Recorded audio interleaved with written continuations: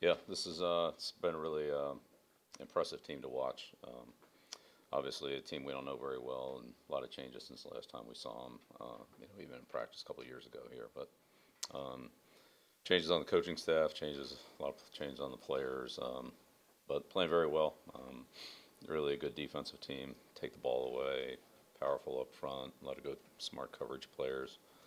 Um, Vic does a real good job with that group, and um, they're sound. They give you a lot of different looks. They're hard to prepare for, and they got a lot of good players. Um, Very explosive in the kicking game. Great returner. Um, right at the top of the league in coverage.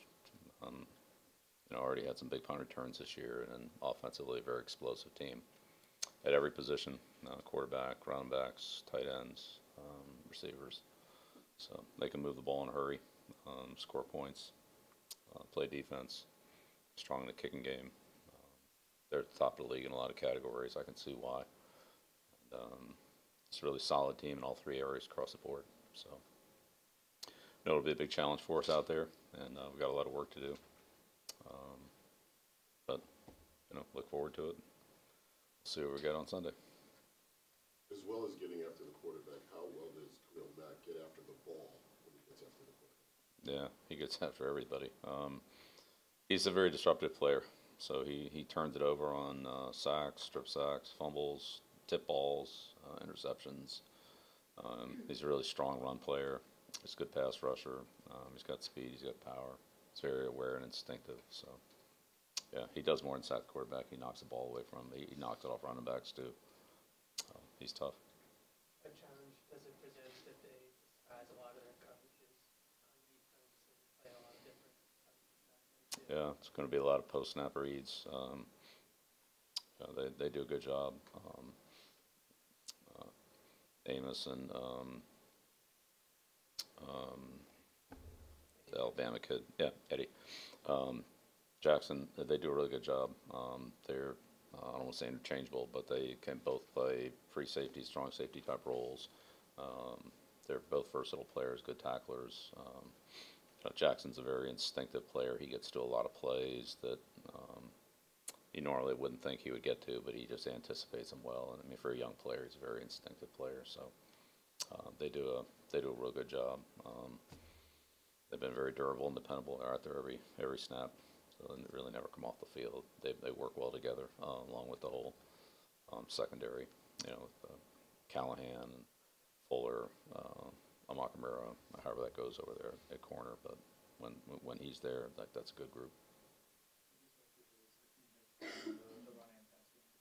Yeah, somewhat a Max, except he plays inside. He's strong, physical, very powerful, explosive guy. Hard to block.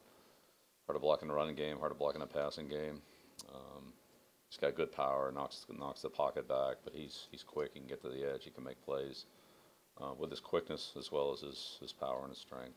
Plays hard, tough, good football player. How different are those skill sets to be disruptive pass rusher versus disruptive as a run defender?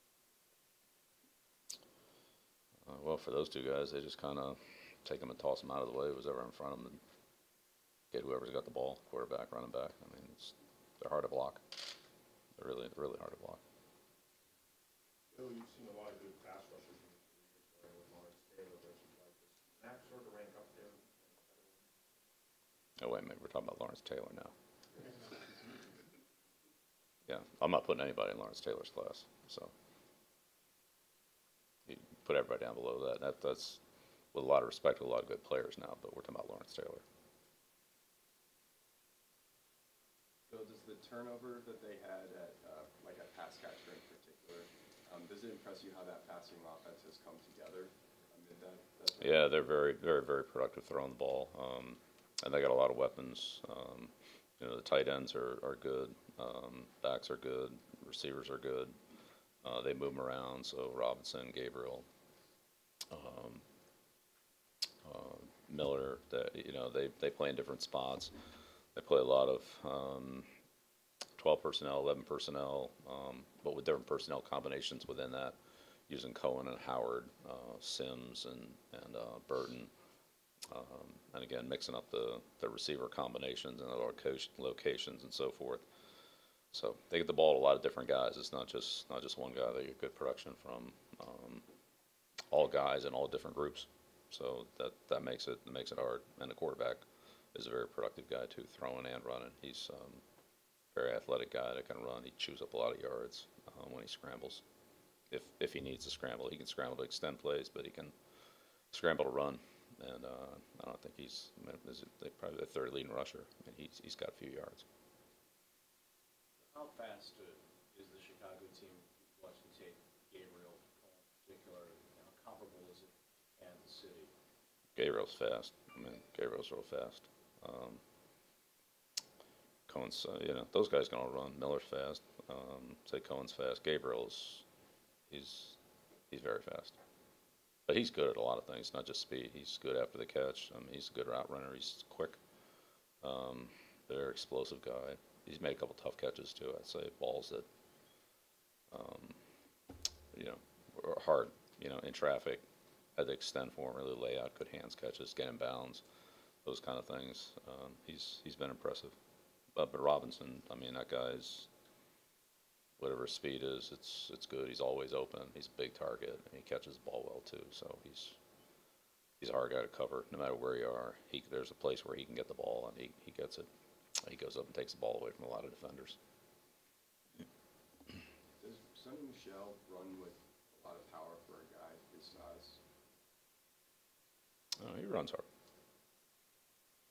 Is there any element of a guy maybe who's 15 or looking at Dion last year, maybe 200, that they can run with more power and as defenses get a little lighter as well? Yeah, well, there's different kinds of strength, and then there's leverage. So I'd say leverage is more important than strength. That equalizes strength. So if you have strength and leverage, then you've got a lot of power. Less strength, better leverage is maybe better than more strength and less leverage. And so. How would you say that comes together with Sony? He runs hard. He's got good strength. He's got a long way to go. He runs hard. He's tough. So we'll see. He was talking about how he keeps going back and watching himself and I should have made this cut, I should have made that cut. And he feels like he's getting, gradually he's working through that and he's making the right decisions. Are you seeing sort of the same thing? Yeah, I would agree with that. Absolutely. Yeah, I agree with that. I think that's part of missing that month. I mean, is that part of the process of just? No, I think it's part of playing at a high level of competition against good players with good players. So all players get better when they come into this league after 2 or 3 years. I don't care how good they are coming in. You play at a higher level with higher competition. I mean, it forces you to get better. If you work hard, it forces you to get better, and basically they all do.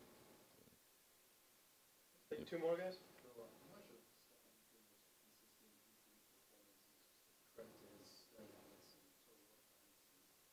Yeah, it's a lot.